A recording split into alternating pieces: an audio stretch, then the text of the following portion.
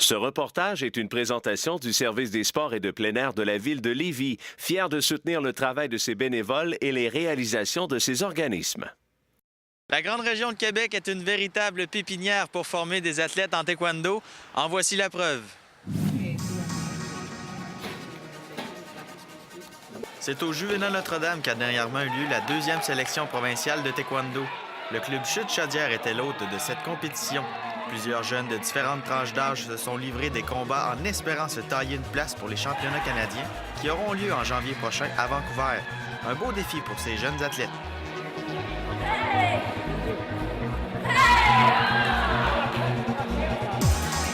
Aujourd'hui, c'est la 2e sélection provinciale.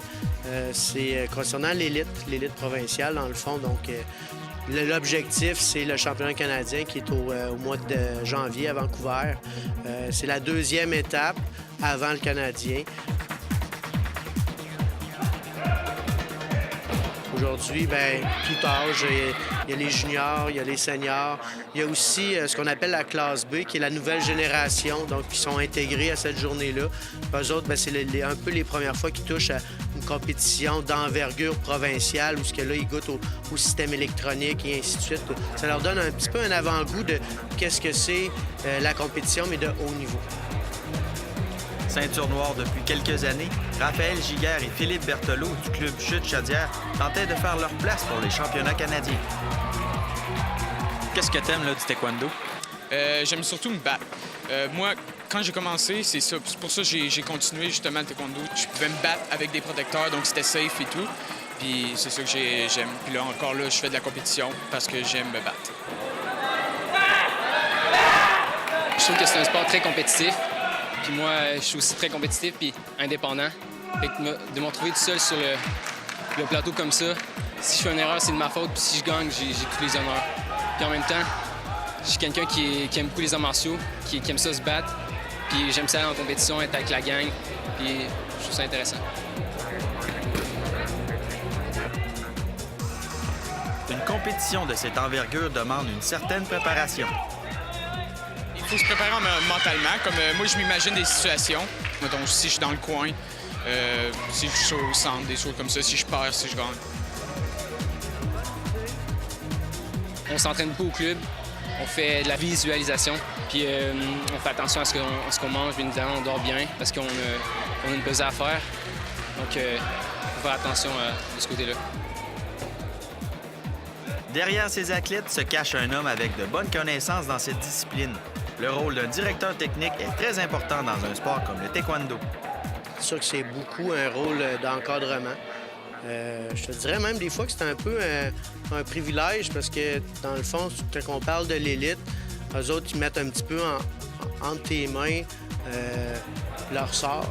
Toi, bien, tu vas participer à ce qu'eux autres aiment faire. C'est surtout un rôle de développement, parce que tu accompagnes le jeune dans son processus, que ce soit au niveau récréatif ou quoi que ce soit, parce que dans certains côtés, on va toucher le développement de la personne. Beaucoup de parents, des fois, « Ah, ça va pas bien à l'école. » Bon, mais parle un peu avec le jeune. Bon, qu'est-ce qui se passe, et ainsi de suite. Fait que tu as un rôle sportif, puis à la fois, tu as un rôle un peu comme un second parent.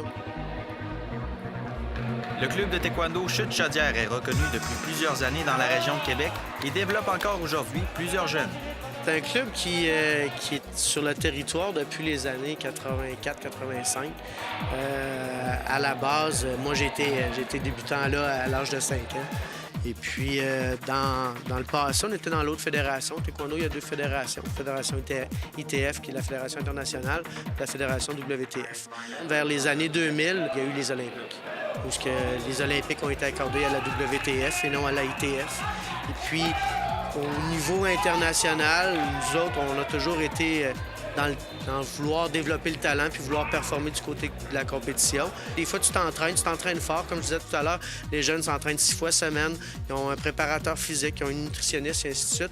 Quand tu mets tous tes efforts là-dedans, bien, tant qu'à tout mettre ça là-dedans, tu peux aussi t'entraîner pour aller aux Olympiques. C'est le choix qu'on a fait en 2000. On est passé de l'ancienne fédération à la nouvelle fédération. Ayant déjà participé au championnat canadien, Philippe et Raphaël savent qu'il s'agit d'une expérience mémorable. En été passé, on est allé à Vancouver, puis j'ai fait plusieurs combats. Ça n'a pas été facile. Finalement, j'ai gagné la médaille d'or. Ça m'a permis d'aller au championnat du monde en Égypte.